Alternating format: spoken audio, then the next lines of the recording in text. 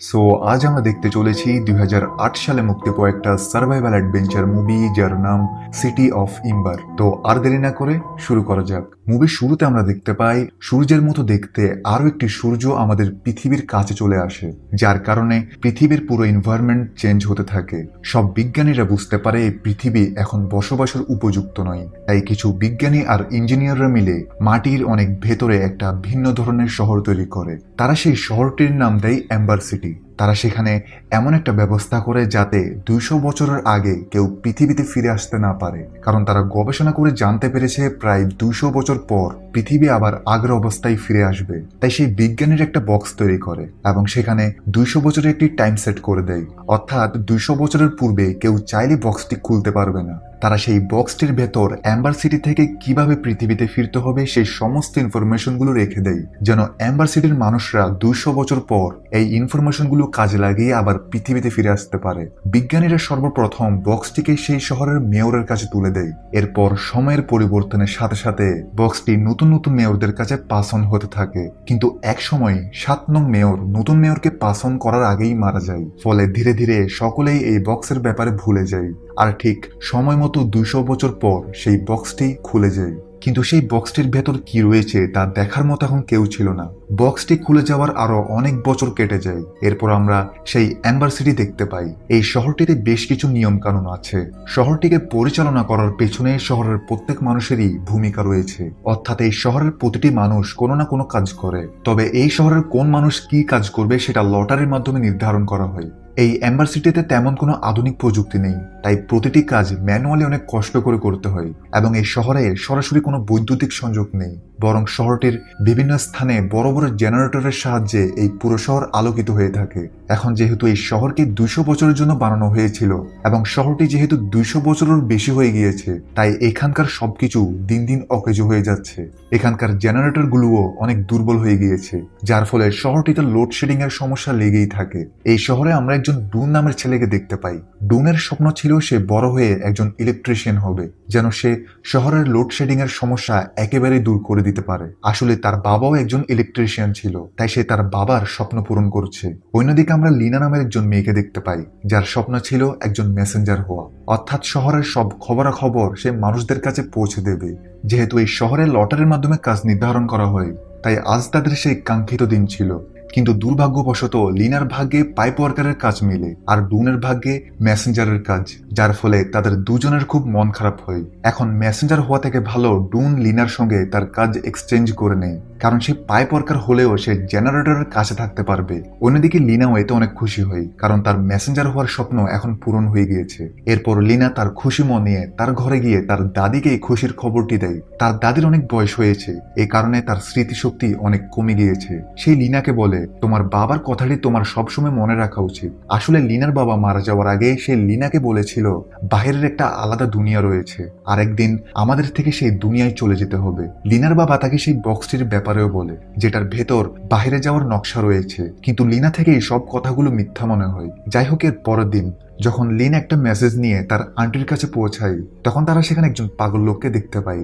সে পাগলটি সবাইকে চিৎকার করে বলছিল শহরের অন্ধকার জায়গাটিতে যেখানে কারো যাওয়া নিষেধ ছিল, সেখানে সে একটি বড় ক্রিয়েচার দেখেছে। কিন্তু তার কথাই কেউ বিশ্বাস করে না, আর তাকে ধরে সেখান থেকে নিয়ে যাওয়া হয়। লিনা এসে দেখে সেখানে ক্রিয়েচারের শিং পড়েছিল, যে ব্যাপারে সে লোকটি বলছিল। অর্থাৎ লিনা থেকে এখন সেই ক্রিয়েচারের উপর বিশ্বাস হয়েছে। অন্যদিকে আমরা ডুনকে দেখতে পাই, যে তার কাজে পৌঁছায়। সেখানে তার সিনিয়র অফিসার মার্টিন ছিল, যে কিনা খুবই কঠোর ছিল। ডুন এখানে এসে বুঝতে পারে তাদের এই শহর ধীরে ধীরে ধ্বংসের পথে যাচ্ছে, কারণ শহরের পাইপলাইনগুলোতেও প্রচুর পরিমাণে সমস্যা রয়েছে। আর সেই সমস্যাগুলো সমাধান করার জন্য যে প্রয়োজনীয় সরঞ্জামগুলো দরকার, সেগুলোর কোনো কিছুই এই শহরে নেই। শহরের পাইপলাইন এবং জেনারেটরগুলোকে ঠিক করতে গিয়ে এখন পর্যন্ত অনেকজনের প্রাণ গিয়েছে, কিন্তু এতে তাদের কোনো উন্নতি ঘটেনি। কিন্তু তাদের শহরের এমন ভয়াবহ অবস্থা সম্পর্কে শহরের কেউ জানে না। মার্টিন ডুনকে আরো বলে, এই সিটি প্রায় ধ্বংসের দিকে, এখানে আমরা চাইলেও এখন কিছু করতে পারবো না। আমরা শহরটির উন্নয়নের জন্য চেষ্টা তো করেছি, কিন্তু উন্নয়নের জন্য পর্যাপ্ত পরিমাণ উপাদানগুলো আমাদের নেই। তাই এখন শুধু আমরা অপেক্ষা করতে পারি, অর্থাৎ আমরা সেই দিনটির অপেক্ষা করছি যেদিন আমাদের শহরটি পুরোপুরি ধ্বংস হয়ে যাবে। যেহেতু শহর ধ্বংস হয়ে যাবে, তাই সেখানকার সকল কর্মচারী হাল ছেড়ে দিয়েছে। এখন তারা শহরটিকে নিয়ে চিন্তা করে না। কিন্তু ডুন ডুন এই ব্যাপারটা কোনোভাবেই মেনে নিতে পারছে না। সেই শহরের মানুষদের কথা ভেবে সেই ড্যামেজ হওয়া পাইপলাইনগুলো ঠিক করার কথা ভাবে। তাই সে একটা চালাকি করে মার্টিনের পকেট থেকে অ্যাম্বার সিটির পাইপলাইনের ম্যাপটি নিয়ে নেয়। এরপর সেই ম্যাপটির সাহায্যে সামনে যেতে থাকে। এই পুরো শহরে অনেক বড় বড় এবং লম্বা লম্বা পাইপ ছিল। শহরের কেউ জানে না এই পাইপগুলো কোথায় গিয়ে শেষ হয়। ডুন চলতে চলতে একটি রুমের দরজার সামনে পৌঁছায়, যেখানে 351 নাম্বার রুম লেখা ছিল। কিন্তু অদ্ভুত ব্যাপার, ম্যাপের মধ্যে এই রুমের ব্যাপারে কিছু লেখা ছিল না। ডুন কৌতূহলবশত দরজাটি খুলে ভেতরে প্রবেশ করে। সেখানে গিয়ে ডুন বড় একটি টানেল দেখতে পাই, আর এই টানেলটি পুরোপুরি অন্ধকার ছিল। সেখানে অনেক অন্ধকার দেখতে পেয়ে ডুন অন্য রাস্তা দিয়ে চলে যায়। ডুন রাস্তাটা দিয়ে হাঁটার সময় সে উপর থেকে নেমে আসা একটি দড়ি দেখতে পাই। ডুন দড়িটির সাহায্যে উপরে ওঠে, আর সে বুঝতে পারে এটা হলো তাদের শহরের স্টোর রুম। কিন্তু স্টোর রুমগুলোতে খাবার প্রায় শেষ হয়ে এসেছে। এটা দেখে সে খুব দুঃখ পায়। তখনই সেখানে গার্ড চলে আসে, যে তাকে ধরে ফেলে এবং সে তাকে সেখান থেকে বের করে দেয়। আর তখনই তাদের শহরে লোডশেডিং হয়। যদিও জেনারেটরকে ঠিক করে ফেলা হয়, কিন্তু এখন সবাই বুঝতে পারে জেনারেটর এখন খুবই দুর্বল হয়ে গিয়েছে। শীঘ্রই এই শহর অন্ধকার হয়ে যাবে। বিদ্যুৎ ফিরে আসার পর লিনা তার দাদির সাথে দেখা করতে যায়। তখন তার দাদি তাকে কিছু একটা বলার চেষ্টা করছিল, কিন্তু সে ভালোভাবে বলতে পারছিল না। তখনই লিনা কিছুটা বুঝতে পারে তার দাদি বলছে তাদের বাড়িতে একটি বক্স রয়েছে যেটা তাদের কাজে আসবে। আসলে লিনার বংশের একজন এই শহরের 7 নং মেয়র ছিল, যার হঠাৎ মৃত্যুতে সে আর পরবর্তী মেয়রকে সেই বক্সটি দিতে পারেনি। লিনা সেই বাড়িতে বক্সটি খুঁজতে থাকে, আর অবশেষে লিনা সেই বক্সটি পেয়ে যায়। এখন লিনা এটা বুঝতে পারে না সেই বক্সটির সাহায্যে কি করবে। এমনকি লিনার দাদি যেহেতু একজন বৃদ্ধ মানুষ ছিল, তাই সেও ভালোভাবে কিছু মনে করতে পারছিল না। এরপর লিনার কাছে একটি মেসেজ পৌঁছানোর কাজ আসে, আর এই মেসেজটি মেয়রের কাছে পৌঁছাতে হবে। এখন লিনা সেই মেসেজটি নিয়ে মেয়রের কাছে চলে যায়। লিনা সেখানে পুরনো সব মেয়রদের ছবি দেখতে পায়। সেই মেয়রগুলো কোনো এক সময় এই শহরের মেয়র ছিল। এখানে লিনা তাদের বংশের মেয়রকে দেখতে পায়, যার হাতে সেই বক্সটি ছিল, যে বক্সটি কিনা কিছুক্ষণ আগে সে খুঁজে পেয়েছে।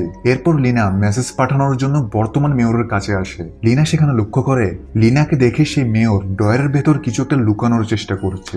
যাই হোক, মেয়রকে মেসেজ দিয়ে লিনা এরপর সেই ক্রিয়েচারের শরীরের অংশটি ডুনের সাথে শেয়ার করে। এখানে আমরা জানতে পারি লিনা এবং ডুনের মধ্যে ভালো বন্ধুত্ব তৈরি হয়েছে, তাই তারা এক অপরের সঙ্গে সবকিছু শেয়ার করে। ডুন ক্রিয়েচারের অংশটিকে দেখে বলে এটা তো গুবরে পোকার শরীরের অংশ, কিন্তু গুবরে পোকা এত বড় কিভাবে হতে পারে। ডুন এ ব্যাপারে তার বাবার কাছে জিজ্ঞেস করে। তার বাবার কাছে এর কোনো জবাব ছিল না। তার বাবা তাকে এসব জিনিসের চক্করে পড়তে নিষেধ করে। অন্যদিকে শহরের সবাই টেনশনে ছিল, কারণ শহরের খাবার, ওষুধ সবকিছুর সাপ্লাই শর্ট হয়ে গিয়েছে। এদিকে লিনা সেই বক্সের রহস্য বোঝার চেষ্টা করে। লিনা সেই বক্সটির কথা ডুনকে বলে। এরপর তারা সেই বক্সের ভেতর একটা চিহ্ন দেখতে পায়, আর সেই বক্সের ভেতরে কিছু টুকরো টুকরো কাগজ পড়েছিল। কাগজটিতে কিছু একটা লেখা ছিল, এবং সেখানে একটা কাচের টুকরো পড়েছিল। আর সেই টুকরো টুকরো কাগজগুলোকে জোড়া লাগিয়ে তারা বুঝতে পারে এখানে অ্যাম্বার সিটি থেকে বের হওয়ার সমস্ত ইনফরমেশন দেওয়া আছে। অর্থাৎ এটা হলো অ্যাম্বার সিটি থেকে বের হওয়ার রাস্তা, যেটা একটা টানেলের মাধ্যমে শুরু হয়, এবং সেখানে 351 নম্বর রুমটির ব্যাপারেও বলা ছিল। তাই লিনা আর ডুন সেই রুমটির কাছে পৌঁছায়। তখনই তারা সেখানে একজন ল্যাংড়া মানুষকে পালিয়ে যেতে দেখে। এরপর তারা সেখানে কিছু খাবারের প্যাকেট দেখতে পায়, যেগুলো কিনা অনেক দামি খাবার ছিল। আর এই খাবারগুলো অনেকদিন আগেই তাদের শহর থেকে ফুরিয়ে গিয়েছিল। তাই তাদের মনে প্রশ্ন জাগে, তাদের শহরে তো অল্প দামের খাবার পাওয়া যায় না, তাহলে এত দামি খাবার এখানে কিভাবে এলো। তখনই সেখানে সেই ক্রিয়েচার চলে আসে। তাই তারা দুজনেই পালিয়ে সেই স্টোর রুমটিতে চলে যায়। তখনই লিনা দেখে ডুন যে হেলমেটটি পরেছিল সেটা তার বাবার, কারণ সেখানে তার বাবার নাম লেখা ছিল। তাই লিনা তার আন্টির কাছে এই ব্যাপারে জিজ্ঞেস করে। তাকে তার বাবার ব্যাপারে একটি সিক্রেট বলে দেয়, যেটা সে এতদিন লিনাকে বলেনি। তোমার বাবার অনেক শখ ছিল এই শহর থেকে বের হওয়ার, আর তিনি বিশ্বাস করতেন এই শহরের বাহিরেও একটা জায়গা আছে। তাই লিনার বাবা সবসময় সেই জায়গাটির খোঁজ করত, আর সেই জায়গাটা খুঁজতে গিয়েই লিনার বাবা পানিতে ডুবে মারা যায়। এবং সে এই কথাগুলো শোনার পর লিনা তার বাড়ির দিকে ফিরছিল, কিন্তু তখন সে লুপারকে দেখতে পায়। আর লুপার হলো সেই ব্যক্তি যে কিনা এই পুরো শহরের গার্ডের দায়িত্ব পালন করে। লুপারকে দেখে লিনা বুঝতে পারে টানেলের ভিতর সেই ল্যাংড়ানো ব্যক্তিটি লুপারই ছিল। এখন লিনার মনে অনেক সন্দেহ জাগে, তাই সে ডুনকে নিয়ে আবার সেই স্থানটিতে পৌঁছায়। আর এবার তারা টানেলের অনেক ভেতরে গিয়ে দেখতে পায় এই শহরের মেয়র লুপারের সাহায্যে অনেক খাবার সংরক্ষণ করে রেখেছে। এখানে শুধু তারা নিজেদের স্বার্থের জন্য সাধারণ মানুষদের বোকা বানিয়েছে। তখন তারা সেখানে কোনো মানুষের উপস্থিতি টের পেয়ে সেখান থেকে দৌড়ে পালিয়ে যায়। তারা দুজন মিলে তখন লিনার বাড়িতে আসে, যেখানে তারা লিনার বাবার একটি পুরাতন রেডিও খুঁজে পায়, যেখানে ডুন তার বাবার আওয়াজ শুনতে পায় এবং সে বুঝতে পারে লিনার বাবার সাথে তার বাবাও এখান থেকে বের হওয়ার মিশনে ছিল। ডুন তার বাবার কাছে যায় এবং বলে, আমি জানি লিনার বাবার সাথে আপনিও ওনার মিশনে ছিলেন, আপনি এখান থেকে বের হতে চেয়েছিলেন, আমাদের সে অনুসন্ধান আবার করা উচিত। কিন্তু তার বাবা চায় না সে আবার মিশনে নামুক, কারণ এই মিশনের কারণেই লিনার বাবার মৃত্যু হয়েছে। অন্যদিকে লিনা মেয়রের স্বার্থপরতার কথা সবাইকে বলতে চাইছিল, কিন্তু মেয়রের লোকগুলোও মেয়রের সাথে মিলে রয়েছে, তাই তারা লিনাকে মেয়রের কাছে নিয়ে যায়। লিনা দেখে মেয়রের কাছে একটা বেস রয়েছে, যেখানে সেই কাচের টুকরোটির মতো একটা চিহ্ন রয়েছে। তখনই সেখানে লোডশেডিং হয়, আর এই সুযোগেই লিনা মেয়রের গলায় থাকা সেই বেসটি নিয়ে সেখান থেকে পালিয়ে যায়। আর যখন তারা মেয়রের বেসের সাথে সেই কাচের টুকরোটি মিলিয়ে ফেলে, তখন সেখানে একটা কমপ্লিট চিহ্ন তৈরি হয়, যেটা জেনারেটর রুমের দরজায়ও ছিল। এদের লাগে এটা হয়তো সেই জেনারেটর রুমের চাবি। অন্যদিকে শহরে মেয়র লিনা এবং ডুনকে ক্রিমিনাল ঘোষণা করে দেয় এবং বলে যে তাদেরকে ধরতে পারবে তাকে পুরস্কৃত করা হবে। এদিকে লিনা লুকিয়ে তাদের শহরে এসে তার ছোট বোনকে নিয়ে তারা সবাই জেনারেটর রুমের কাছে পৌঁছায়, কিন্তু দুজন অনেক চেষ্টা করেও সেই জেনারেটর রুমের লক খুলতে পারে না। তখন লিনা ম্যাপটিকে চেক করে বুঝতে পারে জেনারেটরের কিছু চিহ্নের সাথে ম্যাপটির হুবহু মিল রয়েছে। তারা তখন ম্যাপটিতে দেওয়া ক্লু অনুযায়ী একটা আলমারিকে সরায়। তখন তারা ভেতরে একটি রাস্তা দেখতে পায়, সেখানে অনেক আলমারি রাখা আছে। এরপর তারা পরের ক্লু অনুযায়ী সেখানে জাহাজের একটা স্টিয়ারিং হুইলকে ঘোরায়, আর সেটা ঘোরানোর সঙ্গে সঙ্গে সেখানে একটা সিক্রেট চেম্বার ওপেন হয়, যেটার ভেতরে একটি আলমারি চলে যায়। আর এরাও যখন চেম্বারটির একদম ভেতরে প্রবেশ করে, তখন তারা দেখতে পায় তাদের সামনে একটা নদী বয়ে যাচ্ছে। আর তারা যেটাকে এতক্ষণ আলমারি ভাবছিল, আসলে সেটা আলমারি ছিল না, বরং এক ধরনের নৌকা ছিল, যেটা এখান থেকে বের হওয়ার জন্য বানানো হয়েছে। তারা দেখতে পায় সেই নৌকাটি একটি রোলারের কাছে গিয়ে ধ্বংস হয়ে গিয়েছে, আর এই রোলারের কারণেই লিনার বাবা মারা গিয়েছে। এখন তারা যদি নৌকার সাহায্যে এখান থেকে বের হতে চায়, তাহলে পানির লেভেল বেশি হতে হবে, যেন তারা রোলারের উপর দিয়ে চলে যেতে পারে। তারা পরের ইনস্ট্রাকশনগুলো পড়তে থাকে, যেখানে কন্ট্রোল রুমের ব্যাপারে বলা ছিল।